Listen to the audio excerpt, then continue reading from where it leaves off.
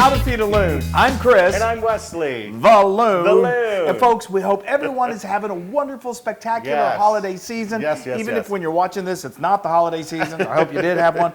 Today, we are continuing another holiday special treat. It's a sweet treat. It's enjoyed especially by those who are celebrating of the Jewish faith of Hanukkah. Yes. It's celebrating the importance of oil. In the Jewish religion. I think we're giving away too much. And we're making our jelly and custard donuts. Yes. We eat them anytime. Anytime. And I love that, you know, the sort of the importance of oil is parlayed into deep frying something delicious. I love it. So we're going to show you our version, and this is one of those that's so much fun to make. It's kind of a, you know, you can get the kids in and you get everyone involved. It takes a little bit of time, but it's so worth it. Okay, let's get started. Yeah, so let's start with this yeast that you got going on. I've got my yeast going on. So what we've got here is, you see that this yeast, this is active dry yeast that is in a cup and a half of warm milk, and you want to get that milk to anywhere between 105 to 115 degrees Fahrenheit. I just nuke it for about a minute to a minute 20 seconds, and then I get my little instant read thermometer, and then you just sprinkle that active yeast over it. You can use instant yeast, that's no problem. It works even quicker. But I just love using my good old active dry yeast. I do. I love, and you can tell when the yeast is activating because you get that smell. It just smells so good, and it starts to foam. This takes about 10 minutes. So go ahead and stir that up so it gets fully dissolved. Now over here in my stand mixer, I have got my sugar. I use a 4 tablespoons. No, I've got half a cup of sugar that I creamed with 4 tablespoons of unsalted butter. And all creaming means is you're not really going to turn it into cream. You're just going to make it nice and fluffy. You just mix it with your paddle attachment for about 3 to 4 minutes. You may need to scrape it down with a spatula 1 or 2 times. And it just gets this beautiful, light and fluffy texture. Okay? Okay, we good? All right, now I'm going to put this on. Now, let's just start adding this. And we'll tell you what we're adding as we go. Okay, we got this on medium. First thing that goes into the party is our yeast mixture. Make sure it gets all. I need to get me a little spoon or something. Okay, and then we're going to do a tablespoon of kosher salt, of course. We've got a tablespoon of vanilla extract. We love that.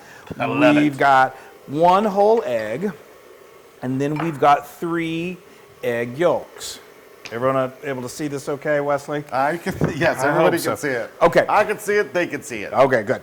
All right, so now we've got, what do we have? 4 3/4 cups of all-purpose flour that I measured it out and then I sifted it. Okay. Sifting just helps. Oh, this is where we get messy. I know, it starts to become like a little snow drift. Anyway, we're just usually you can't make it into that mixer. It's difficult to do. I need to get a wider bowl. You do. Yeah, I've been saying that for years.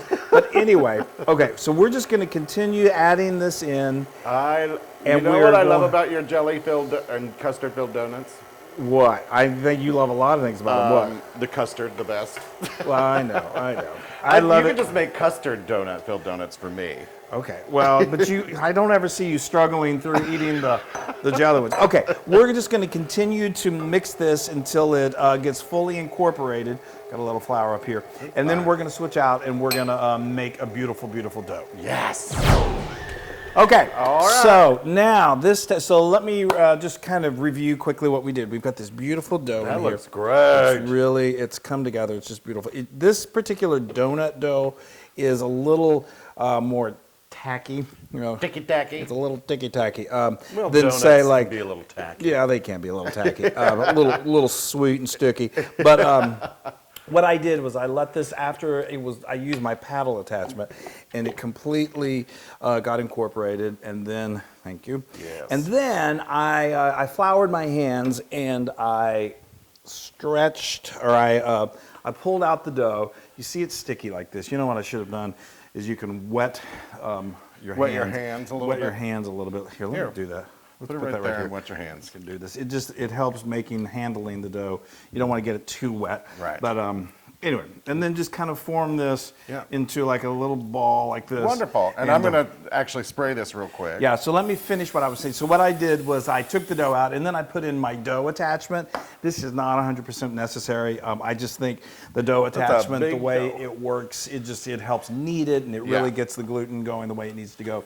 But now we're going to let that yeast do what it does, which is going to, it's going to really double in size. So you want to put this in a warm, non-drafty place, not too warm. You don't turn on the oven, but some ovens like it have actually where you can proof. Proofing just means poof, or as he calls it, poofing. Just means you're giving it allowing it to have time to rise. So it's going to rise no matter what. You can even put it in the fridge and let it go overnight, and it will rise. It'll just take longer. So anyway, so I sprayed the nonstick bowl or whatever, and then I put some plastic wrap over this. Yes, and then we're going to let it, like we said, let it proof for 2 hours. It's going to double in size, and then we're going to make some donuts. Close to donut time. I love it. There is just something so magical about dough just rising. And that has risen to the occasion. It definitely has. Now, like I said, this is it's a little sticky. Little tacky. You know, we all have our moments when we're a little tacky. Yes. So you let that proof for like 2 hours in the oven. I let it go. Setting on proof. Yes. I mean, like I said, you may, until we moved into this house, I had never had a setting on my oven that allowed me to proof, which I love. Isn't that exciting? But most, I don't think that's really that common. But anyway, like I said, you can proof it anywhere. You just need time. And this, I let this go for 2 hours. And so we're rolling this out. This isn't like pizza dough where you're going to want it to be thin crust or anything like that. We want this to have a little bit of thickness to it. Half an inch? About a half an inch in thickness. Now you can use whatever you've got. I've got these little cutters. I've got a link to these, they're like decorative cutters. They're kind of like cookie cutters, but they're a little larger. This is a 3-incher. So I just use this. You can also use the top of a mason jar, anything the top of like a mayonnaise jar, anything that's you don't want it too big. But we're now going to just go right in here, cut this like that. Flo's excited. Flo's like, I love donuts. Okay, and then look at that. That is just perfect. Oh, that's great. That's beautiful, and it's gonna have that little kind of like that ridge in there, and you're gonna get probably about, I don't know, probably close to 20 of these. And then what you can do is we can just put the scraps back together and roll them out and get some more. Okay, so we're going to keep doing this until we hit 20. And then we're going to put them over here, and then I'm going to put some saran wrap on them. Okay. We are done poofing, as he likes to call it, or proofing. We're ready to fry. We are ready for fry time. So now what we did, just to recap, we after we put our little discs on there, we covered them with some plastic wrap, and then I went ahead and put another just kitchen towel, nice warm, make it feel all warm and fuzzy, and cozy. And then those look great. Yeah, so you see that they've really poofed nicely. They have poofed nicely. So they're not literally going to suddenly double in size, but if you recall, these definitely have increased. Yay! Okay, now we're going to fry with this old deep fryer. So if you don't have a deep fryer, no problem. I have a link to this one. We love this. This is our Cuisinart. We use it all the time. Love it. But you can certainly use a nice sturdy skillet, like a cast iron skillet. Make sure it's big enough, or a Dutch oven. Put your oil in there and just use a thermometer to get the right temperature, which is 350 degrees Fahrenheit. Okay, lower the basket. All right. Loon boy. Oh, yeah. Okay, so look at that. They're so beautiful. Do you want to do the honors? Yep, and you just don't overdo these. You don't want to crowd it, and don't drop them in because you'll splatter. Right. And don't smush them as you put them in there. And these will cook. They don't take long, just a few minutes, and they puff up beautifully. And let's do 4 at a time. Okay, we'll do 4 at a time, and they get really nice and golden. You're going to want to flip them a couple of times. Yes. We're making donuts. All right. Oh my gosh. We're on our last batch. I love donuts so much. much. Look at those. Okay. Beautiful. Those look great. So we let those go for, I think that was about 3 minutes. Yeah. And we had a pair of... I don't know. I think just watch them. Yeah, just keep an eye on them. Yeah. I mean, especially make sure your temperature is 350 degrees of the oil. Yeah. And we get just a couple of pair of forks. Yep. And just rotate them around a little bit. Yep. Okay, And now then we've got... put them over here. So now The we've bowl just is got... so far away from me. Sorry. So you got a nice big bowl. You want to just hit these with a little bit of sugar, just plain old granulated sugar. You could do cinnamon sugar, but I think that these really just love a good old dusting of sugar. I like doing these right out when they're fresh out of the oil because just the sugar is going to stick to them. Well, they're still nice and hot and piping. And this is probably about a half a cup of sugar that I'm using. You can see that we've already got these done. Look, I just want to show you how beautiful these are. Aren't those pretty? I mean, you see how they puff just perfectly. And I mean, if you could smell them, they smell incredible. And they're you can just tell they're billowy soft on the inside. Okay, so now what we need to do is we're going to let these cool, and then we do the finishing touch, which is what makes them what they are, which is... Me eating them? Well, no, that's later. Jelly-filled and custard-filled. We're going to show you how we made that, and then it's time for you to eat. Yes. Yay! We have donuts, and they're stuffed with the most amazing stuff. Yes. So let's Look at those lovely. These are gorgeous, aren't these beautiful? So let me first of all tell you what these two things are and how we made them. Yes. And then we'll tell you how we stuffed them. Okay, first of all, we're going to start with our strawberry jelly. It's incredible. So what I did was it's about, if you can use fresh, great. If not, frozen is okay. Approximately 2 pounds, 1.5 to 2 pounds of fresh strawberries. You hull them, cut the stems off, give them a rough chop, and then put them in a medium-sized skillet, and then get a masher, something that you can just kind of mash them. And you start mashing them, and before long they become really liquidy and almost like juice, and that's the way you want. A little chunk is still okay in there, but if they're too chunky, they're hard to pipe into your donuts. They get stuck in your pipe. Yeah, that's never fun. Okay, so now we're going to turn the heat up to pretty high, medium high, and we're going to add a good amount of sugar to this, and then we're going to add some lemon juice. Check the recipe for the exact ingredients, and that's going to start to cook, and then you're going to bring that to a boil, and at this point you want that sugar to start to really do its thing, and so you need to get it pretty hot, and it's going to go to 220 degrees Fahrenheit.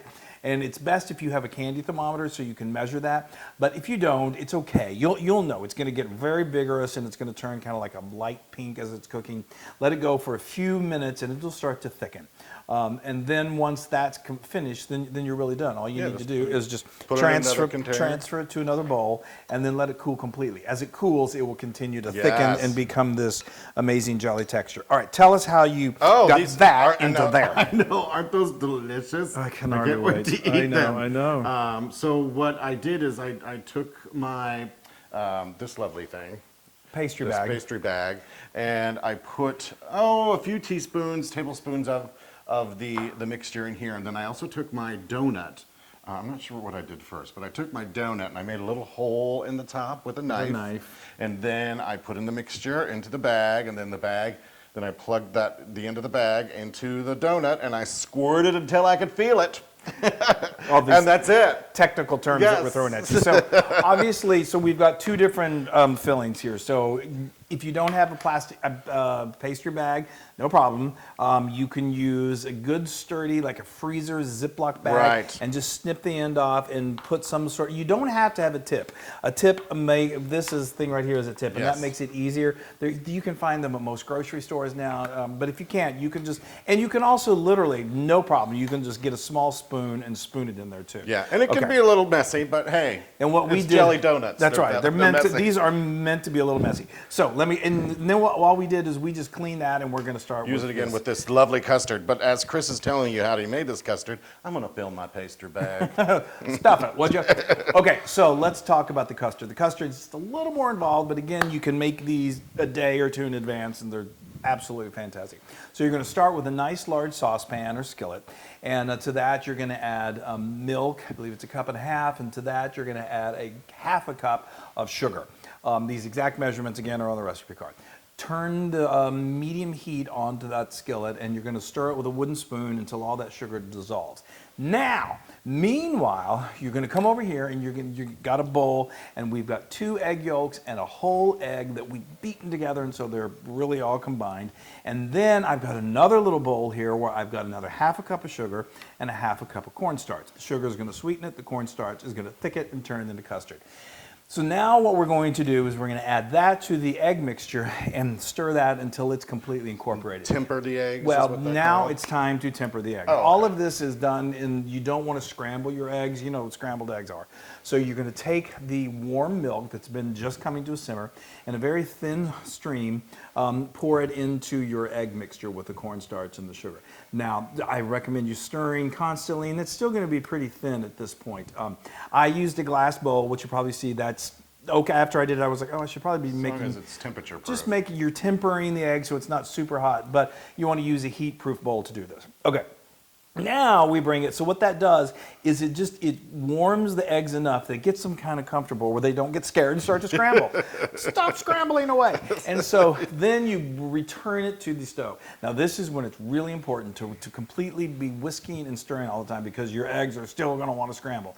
And they may get a little lumpy, but that's okay. As long as you keep stirring, it's going to smooth out, and it's going to thicken up pretty quickly, and it's going to become this beautiful custard. Yes. Then you turn off the heat, you add 2 tablespoons of unsalted butter, a teaspoon of vanilla extract. You transfer that to another bowl, and then you let that cool completely, and then you let the Loon pipe. Yes, yes. So what I've been doing is I've been piping. Have you been piping away? No, I haven't piped anything. Oh, but I'm filling my pipe bag. But I like to create a little reservoir here so that it doesn't come out the end, because it always does. Okay. But anyway, so I've got my donut here. I'm just putting my hole in here for my custard. And Chris, I want you to actually, if you could help me. You want me to hold it? Hold it. Okay, guys. And then I'm going to pipe this in. Hopefully you're just sitting on your couch watching this. It should be, you can actually kind of see the donut explode. Yeah, you can feel it just like loading up with custard. You feel it? I can. All right. Are you pressing it? I'm piping. And this is one of those things. Oh yeah, there we go. There we go. There we go. Yep. The belly full of custard. Okay, give me another one. Put it right over there with that jelly. How many are we doing? I'm going to do one more. All right. Well, the folks have got to move on. Here, with let's their day. do that one. That's a good one. Okay. Sorry, everybody. I'm sorry. This is going to be our longest video of all time. It's not really. We're going to break it up into volumes. Okay. You feel it going in there? I can. Yeah. Ooh. Yeah. There we go. And that's okay. That's okay. That's it. If it's a little mess, and that's the way you want it. Look at how great those look. This is just the perfect Hannukah sweet treat. It's the perfect any kind of sweet treat. I mean, you guys, this is the real deal. This is the real deal. Okay. Watch out for the. I got it. Oh, you know what? I like this one right here. I might eat this one. Okay. Look at everybody. Stand back. Ooh, let's see. Oh, wow. Oh, oh my gosh. The custard in there, I'm going to get messy. Real messy. These are homemade, made from scratch donuts that you can do, folks. You just saw it. It takes a little bit of time, a little bit of effort. You got to allow for your dough to poof. But it's good. Are you like beside yourself? Oh, I need to try it for a jelly too. He loves the custard. I love the strawberry. Look at that. It's one of my favorite things in the world. That and making bread and pizza dough. I'm just going to take bites out of all these donuts. No, you're not. You're going to leave them. Wow. Wow. Wow. If that was served to me during Hannukah, I'd be like, Hannukah. Hello. Oh, wow. Those are so good. And the filling, well, first of all, the dough is really, really light and airy and delicious. And it's the perfect donut dough. And the custard's my favorite. I know it is. It's so nice and sweet and smooth and delicious. And it's 100% Loon approved. Yes! Oh, Hannukah! The holidays are complete. Is that what you scream when you... Hannukah! Taste it. I'm going to get this one right here. Oh, that's a good one. Oh, that's filled to the McGillicuddies. Ooh, Chris. We had a pocket. Yeah. Oh my God.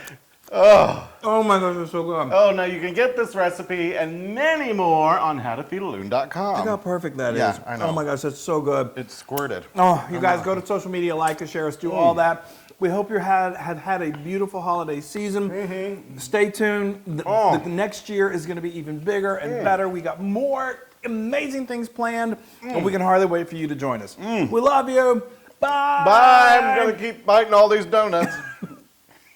Hey, everybody. Hey, now if you like what you saw, make sure you subscribe to our YouTube channel. That's right, and to get more amazing recipes like this, just click right here. Click, subscribe, Do it all. Just click and subscribe.